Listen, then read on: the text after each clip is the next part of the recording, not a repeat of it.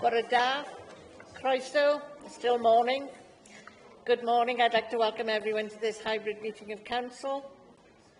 This Council meeting is being broadcast live over the internet and will be available to view online now and in the future. We welcome the use of the Welsh language at meetings. I've had no requests for people to speak Welsh today, so this meeting will be conducted in English only. Members in the Chamber, please be aware that we're all on camera and you may be visible on screen when people around you are speaking.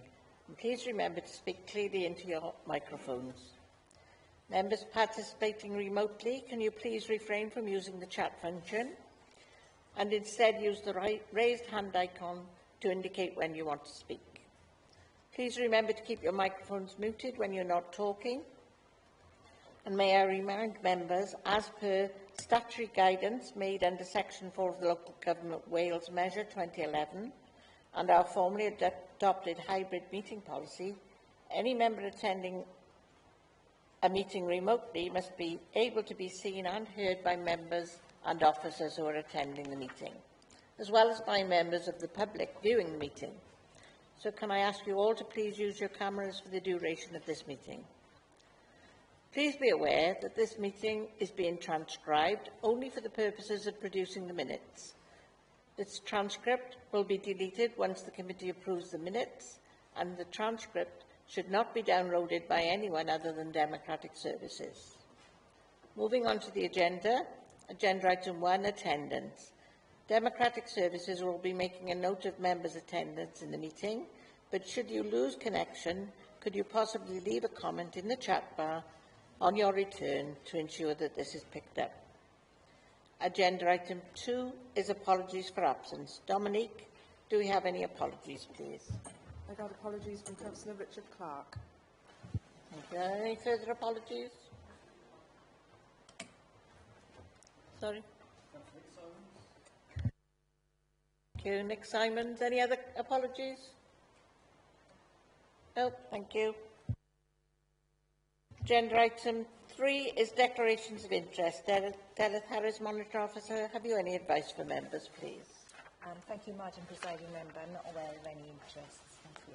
Thank you. Agenda item 4 is the confirmation of minutes, the 3rd of the 3rd, 2026, starting on page 5. Members, could you possibly state whether you have anything to raise in relation to these minutes? If not, I will take them as approved. I don't see any hands. Take those as approved, thank you. Agenda item 5 is the update on actions. Members, the update on what has been done to implement our previous decisions start on page 59 of the agenda. Could you possibly indicate whether you have any questions or comments? No. Can I ask members whether they agree to note the update on actions then, please? Thank you, members. They are noted. Agenda item 6, receipt of petitions. There are no petitions, so we move on to public question. Agenda item 7, there are no public questions, so we're moving on to agenda item 8, which is the announcements from the leader or the Chief Executive. Leader, do you have the announcements, please? Yes, thank you, Presiding Member. I'd like to start by offering our congratulations to former Llantarnam Councillor Jason O'Connell on his election to the Senedd. Is it 2.5 weeks ago now? Congratulations, Jason, and best wishes in your new role. And also to our 6 MS's return for the Sir Finwy Torfaen constituency. We wish you well in the future term of the Senedd. We look forward to working with you for the priorities of the people we serve. Next, I'd like to congratulate Goss Engineering in Blenavon, who last month celebrated 60 years in business. They're a prime example of a local business that's both leading in its field and also deeply dedicated to its community. So thank you to all at Goss for all that you do in our community, and good luck for the next 60 years. I'd also like to thank RBL Pontnewid for organising an event at the weekend to mark 100 years of the cenotaph at Pontnewid. It was also nice during that ceremony to pay tribute to a friend of many people in this room and a former consort, Reverend Harald Thomas. Harald was, both a force in the Pontnewid community. Always did the remembrance service at Pontnewid over the years, and will be missed greatly by lots of us. It was good to see his widow there and his son too. and to celebrate alongside members of the armed forces community.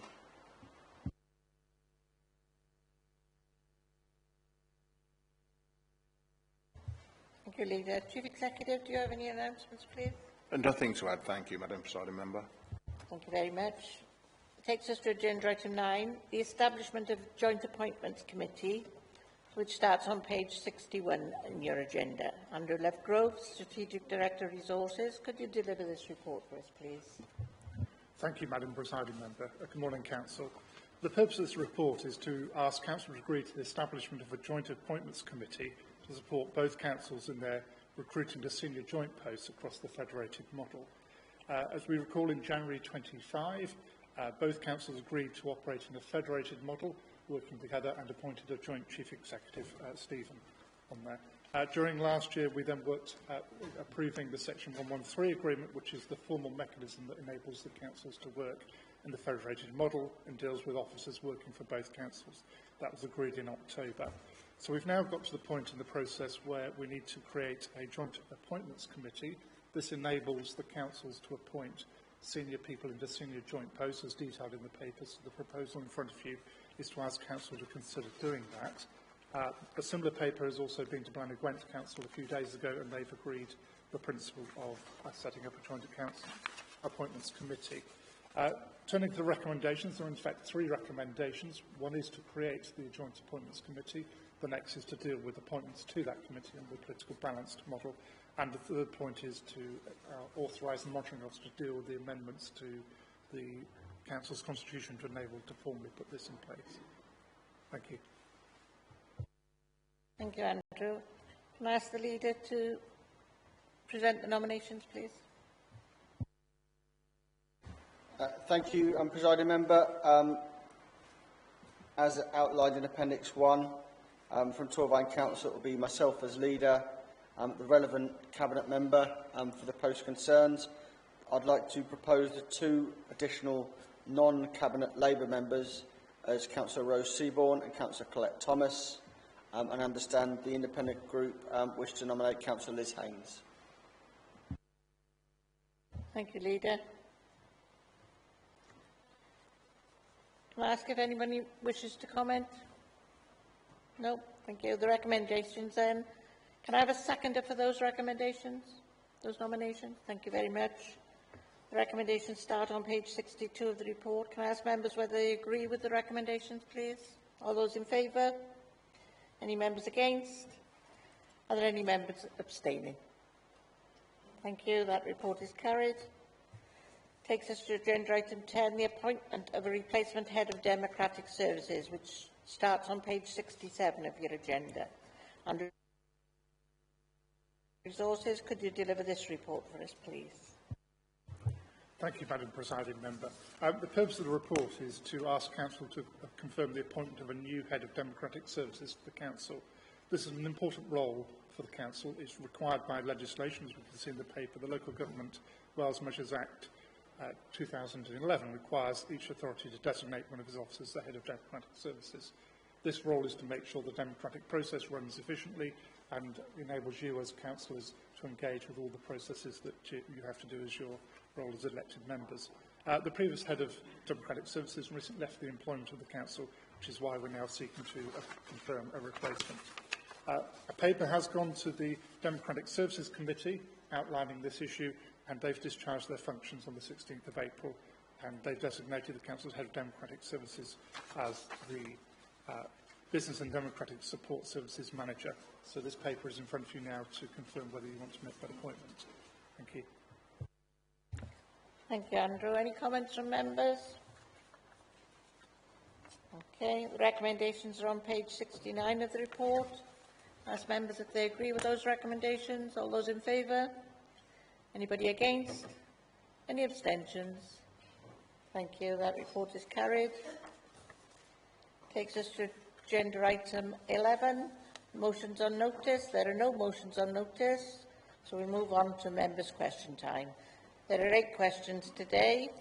Members have a sheet for agenda item 12, and Councillor Janet Jones has the first question. Can I ask Councillor Jones to ask the question?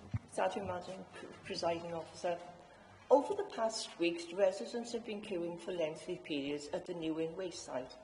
Is there any way in which we can achieve a fast track for those residents who may only have limited items to dispose of, rather than be stuck in a slow-moving traffic, on occasions up to an hour? Also, is there a better way to dispose of cardboard rather than placing it in the large skips? Would a baler be a better and more efficient method, or is this option not being considered due to a financial impact? Thank you. Sue Morgan, Councillor Sue Morgan. Thank you, Councillor Jones, for your question and raising the issues of queues at New Inn Household Recycling Centre. While delays are not typical, they have occurred on some occasions, and we're all aware that the site can become very busy at peak times, such as sunny Sunday afternoons or bank holiday Mondays. And without a booking system, it is very difficult to prevent these periods of congestion. But as you're aware, a small majority of residents who responded to a council consultation some years ago told us they did not want a booking system for the site, and we've honoured that preference. But the decision does limit our ability to guarantee a smooth and wait-free visit to the centre. It may be that residents are changing their views as technology improves those kind of systems and they experience well-run booking systems in other aspects of their daily lives. So I have asked officers to consider whether it would be helpful to hold a further consultation at a suitable point. In the meantime, I really appreciate your suggestions put forward in such a constructive spirit, and I have discussed them with officers. Their view is that it would be difficult to create and manage a fast-track lane, as checking the quantities before allowing people through would create a bottleneck and potentially some friction with other users, and result in longer waiting times for everyone. But we are working hard on small but hopefully effective changes to improve traffic flow. And these will be implemented by FCC, our site operator, across the site, and we hope will produce better traffic management during busy periods. And if you'd like more detail on that, happy to sit down and discuss them with you. Turning to cardboard, which is transported to Teakle, where it's baled for onward transportation and processing, discussed this issue with officers, but they feel that site constraints, rather than finance, mean that baling on site is not practical or safe. But thank you once more for sharing your concerns and your suggestions, and I'll ensure they're discussed more fully with FCC Environmental and with officers for their consideration. Thank you, Councillor Morgan. Thank you both. Councillor Janet Jones, you have question 2. Yes, Madam Presiding Officer. Residents have contacted me regarding the £20 per annum increase on Lifeline provision. Whilst I accept that there has been major improvement for digitalisation and the towline costs are still the lowest in Wales, there are still concerns for those who are facing increases in energy and food prices. I'm afraid that while we are trying to keep residents living independently with this provision, I fear that some will probably find the increase too much and they will refrain from using the service, thus putting their lives at risk. I therefore ask, what is the rationale for the increase again this year? Why is there no financial support for those users who are on benefit? Is this an increase straight across the board? Thanks, Chair, and thanks for the question, Councillor Jones. I know that any increase to charges is unwelcome to customers, and that's why we've consistently sought to keep our Lifeline services as one of the most affordable in Wales, as well as one of the best value in Wales. This is recognised by our service users who have given us a service score of average of 4.64 out of 5 stars. And I can say from personal experience that members of my family have been recipients of this service, and true to its name, it has been a lifeline, and it's one that I very readily recommend to anyone I come across who would benefit from it. As a non-statutory service, we do always need to explore ways of funding Lifeline, and I know from previous discussions at Council that you acknowledge that this does mean that we need to ask service users to contribute towards the costs of running this service. But we have actively sought to keep the costs as low as we possibly can for the service. Our teams secured nearly £50,000 of grant funding and spent a further £180,000 running the service and investing in digital equipment for the future so that we can keep the costs as low as possible. By continuing to subsidise the service as we are, we ensure that the assistive technology service is as affordable as possible for residents who need it. Even with our efforts to gradually reduce the amount we're subsidising the service, the past 4 years has seen its nominal costs increase from 130,000 to the current figure of 180,000 I mentioned just then. If the service charge was not increased again this year, we would have risked the service becoming unsustainable. The increase therefore ensures that the cost of the service is maintained for the current financial year. It can be difficult to compare one local authority to another, as some offer varying levels of service for an additional charge. We provide people with equipment packages tailored to their need at a flat rate. This means that we look at what they need rather than you've paid this amount of money, so this is what you're entitled to. Some people may receive well over and above what the cost is, because that is the service that they need, and that is the approach that we want, and that is the benefits of having the flat rate. This means that people do not need to weigh up accepting a fall detector or smoke alarms equipment that can keep them safe, because they cannot afford to pay for, in some local authorities, a gold or a silver service. To make the service charge more manageable, we offer monthly payment plans at no extra cost, paid by direct debit. And as I've mentioned already, we're one of the lowest priced services in Wales, and often by a considerable margin. To demonstrate this, I will ensure that a comparison table that I've got in front of me for the annual charges for comparable services in other local authorities is included in the minutes for members to see, but I will happily read out a few of them. So we are £150 annually this year. Neighbours in Caerphilly pay 308, Monmouthshire and Newport, who share the same service, 261, Cardiff 254, Paris 203, Pembrokeshire 202. So hopefully you can see that we have a considerably cheaper service, good value service that people pay here compared to other areas. But it does mean that we subsidise an awful lot, and are still subsidising an awful lot, because it's, like you said in your opening question, it's very important that people uptake the service. Hopefully that answers your question. Yes, thanks, Councillor Daniel. I appreciate the importance of encouraging people, elderly people, to have lifelines, and I think you've given a really good, instructive reply. Thank you. Thank you both. Councillor Janet Jones, you have question 3. I have, unfortunately, Chair. This relates to the Arthur Jenkins home. Could the relevant officer offer an update as to the progress on finding a new use for the Arthur Jenkins home? The site has been empty for some months and has a substantial amount of money and resources spent on it to ensure its security, albeit unsuccessful at times. It's in a residential location, and residents, as well as my fellow ward councillor, are concerned as to its future use. Thank you, Councillor Jones. Councillor Jo Gordon. Thank you, Presiding Member, and thank you for your question, Councillor Jones. So since the January Council meeting, the formal deed of surrender has been signed, as you know, and the keys returned, and as you were aware, the attention has been given to ensuring the site deters anti-social behaviour, and a package of shutters and Harris fencing has been installed. With regard to the future use of the building, officers have surveyed the premises and they've drawn up the options appraisal, which was presented to SLT last week, hoping to identify some internal proposed future uses. There are currently 2 proposals that are being explored before they submit formally. So this is just an exploration stage at the moment. So it isn't possible at this stage to predetermine if they are appropriate and viable uses of the building, but there is some internal interest. In the event that the internal proposals are not feasible, then officers will formally seek external expressions of interest. You'll be aware that there is some informal external interest already, and I can also say I heard of a further expression of interest last week, but they are informal, they haven't been submitted. I will say that I feel it's important that the balance of accepting a proposal must be in the interest of benefiting the community.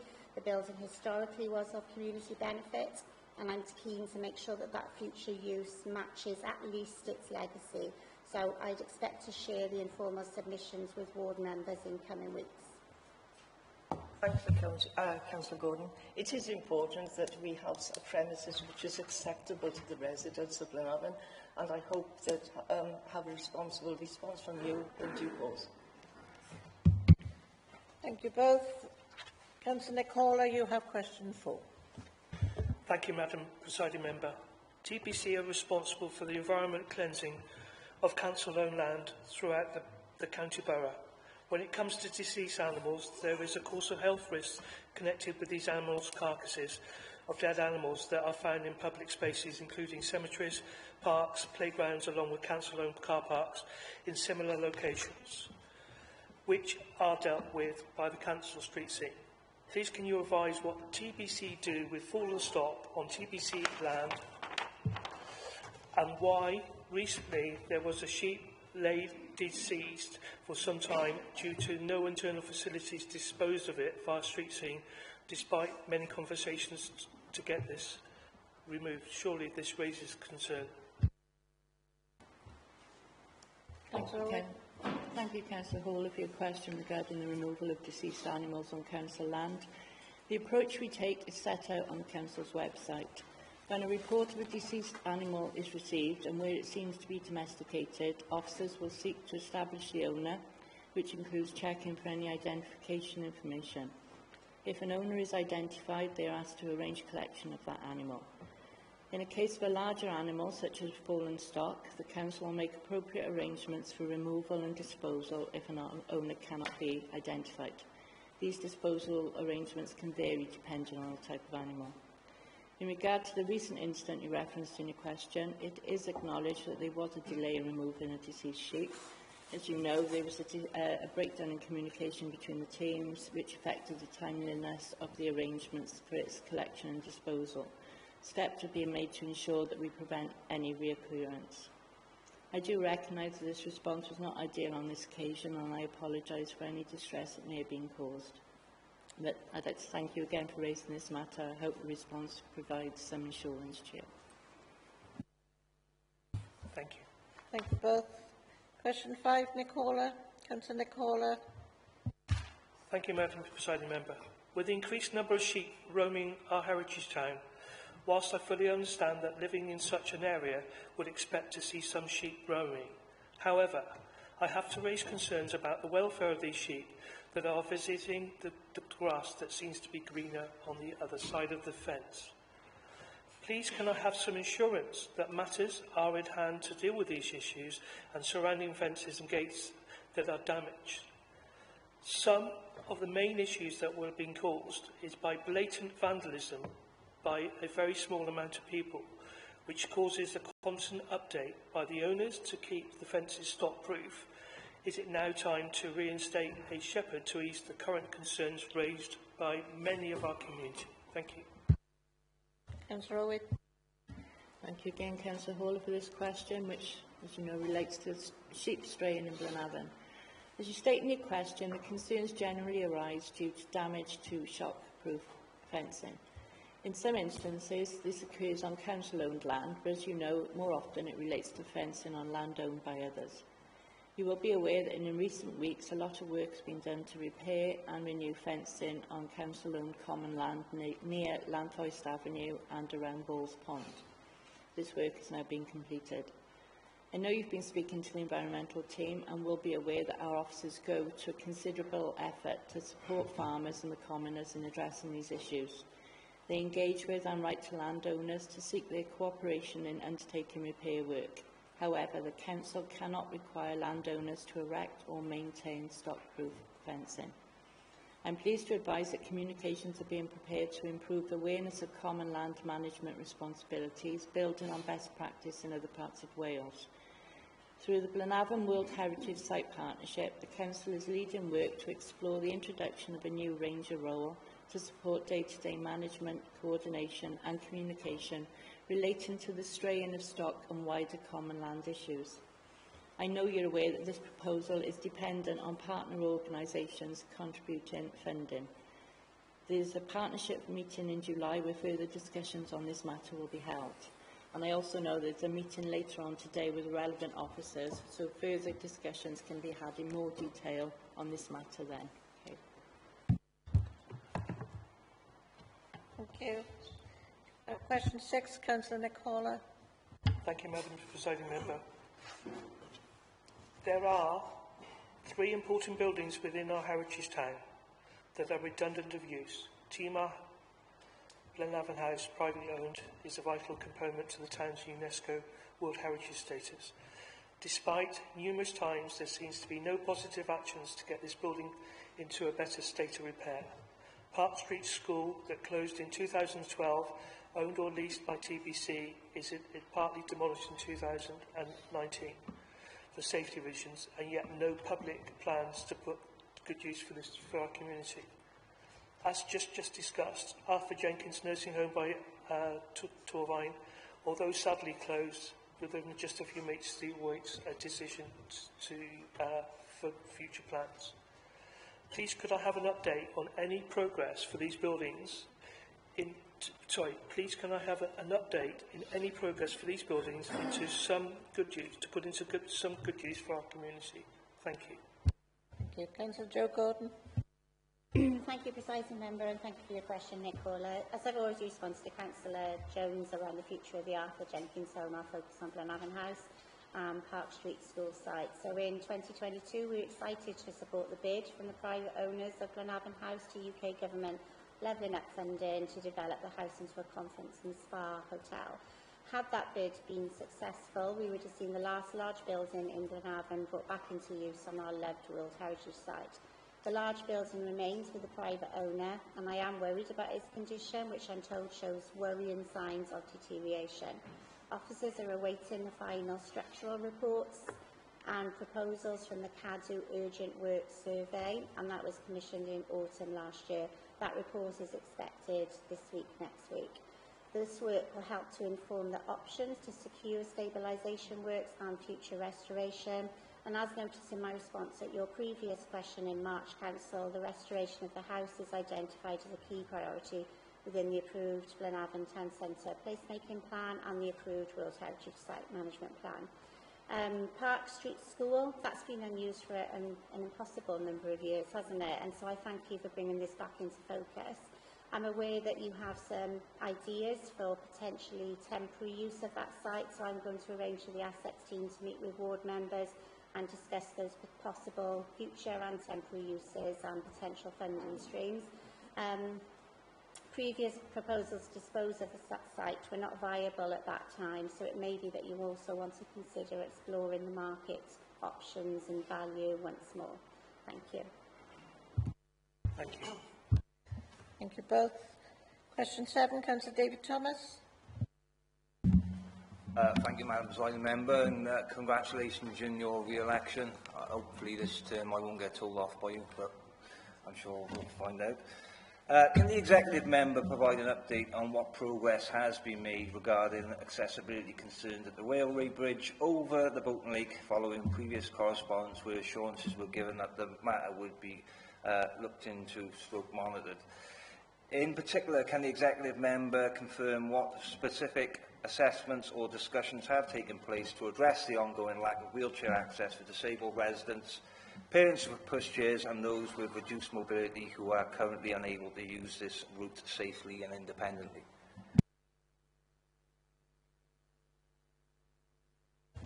Councillor Peter Jones. Thank you, Madam Presiding Member, and thank you, Councillor Thomas, for your question about the accessibility of the pedestrian bridge to the Bolton Lake. The Council's position on this matter was set out in my response to a similar question you raised at the March meeting and is recorded in the minutes.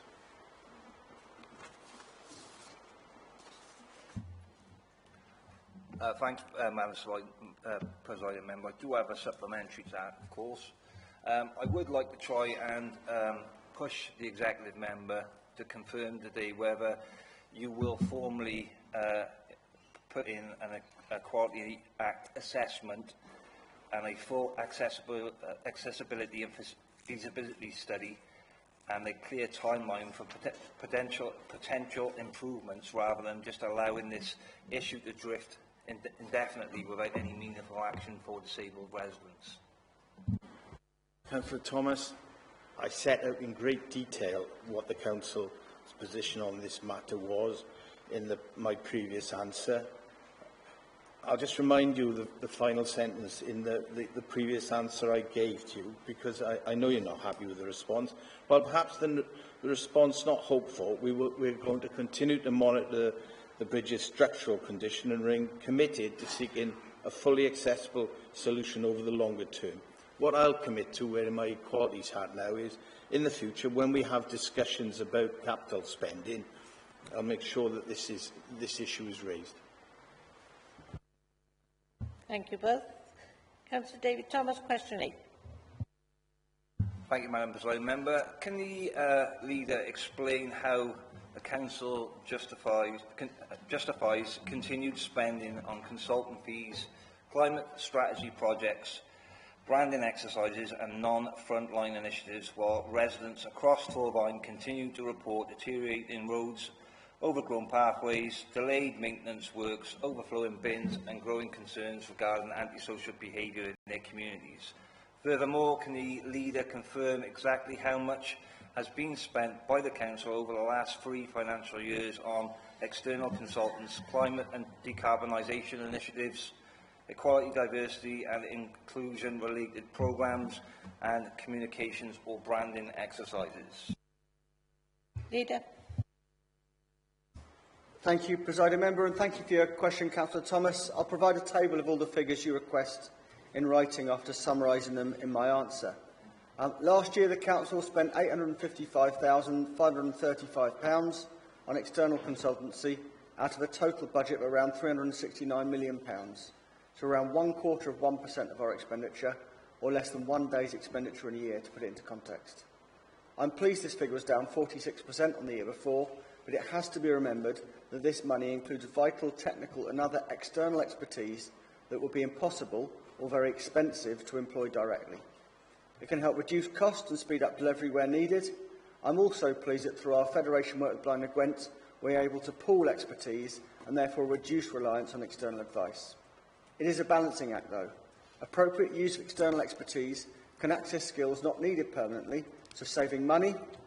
It can give extra flexible capacity during peak demand and on major programmes, can avoid long-term costs, improve project delivery, reduce risk and access best practice across the sector and help secure investment in our communities. The second part of your question, last year the Council spent £2,403,416 on climate and decarbonisation work. I'm proud of our commitment to reducing emissions and addressing the climate crisis, as evidenced in the declaration that was signed on a cross-party basis.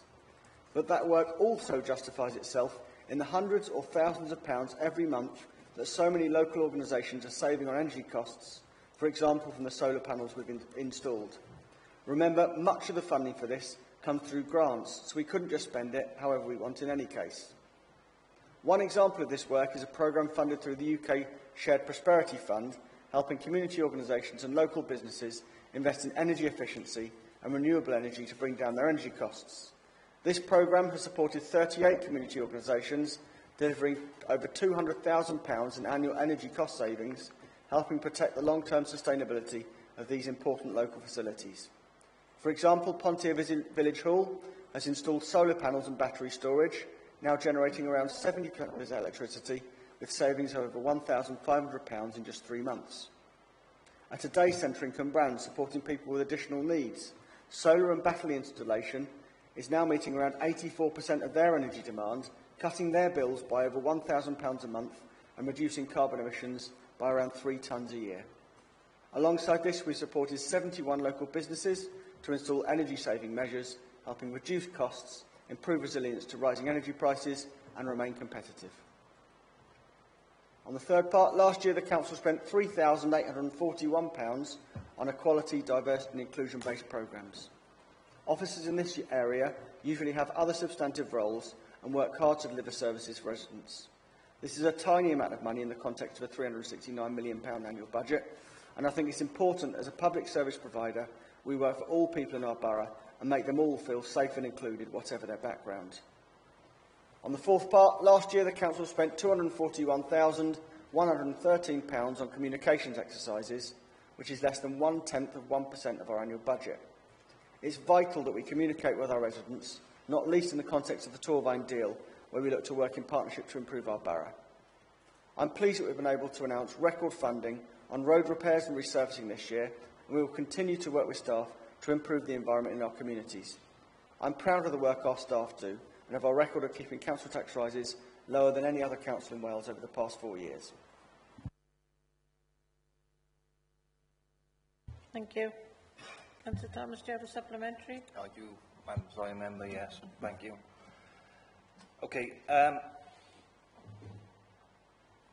does the leader still genuinely believe that residents struggling with the cost of living feel these spending priorities reflect their day-to-day concerns, or does the administration now accept that these residents believe basic frontline services are no longer receiving the priority they need? Leader.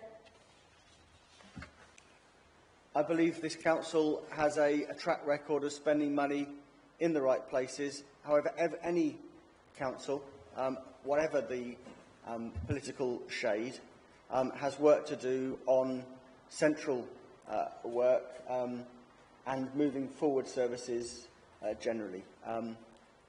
Much of the funding on climate and decarbonisation, for example, comes from grants. We wouldn't just be able to transfer it to some of the priorities you mentioned, but we will continue to prioritise spending in those very areas.